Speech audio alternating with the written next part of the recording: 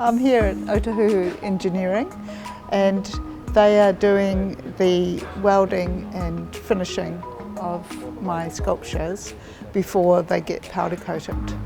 So I've come to them with my drawings and then we've worked them up on CAD. But I've originally made a set of these in polystyrene and they were like my models. Similar size. The polystyrene was a really good way for me to understand how the light was going to work with them and how they would play together, because there were 3 of these, all slightly different designs, but made so that they interlock. They tuck in together, and so they're all different, but the arms actually work in between each one.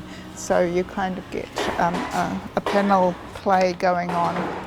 So that was based on a work I saw in Chandigarh in 2017 by an architect called Jane Drew, and she is British working in India, and she's a modernist architect. She did a lot of the work for Chandigarh, which was the new capital of Punjab, but really she was quite instrumental and slightly forgotten. And so I was really interested when I saw and looked at some of these buildings and thought, well, who made those? And some research, I found out it was Jane Drew.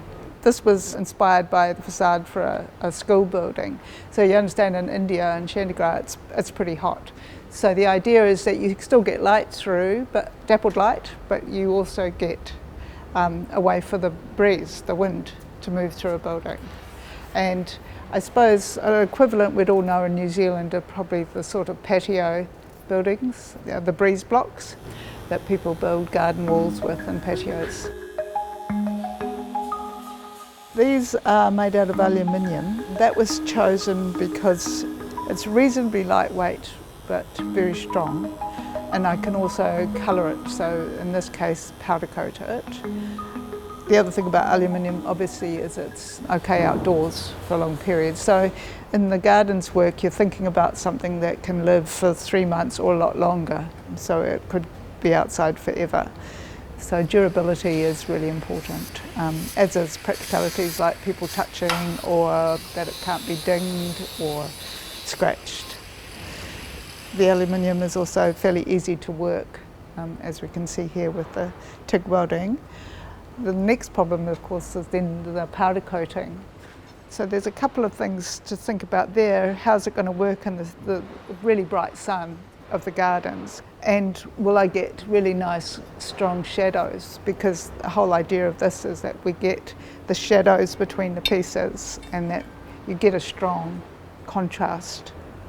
But again, in some ways, until you get the whole thing in its entirety and it's standing up, you don't know. It is a little nerve-wracking. It's kind of once you hand it over.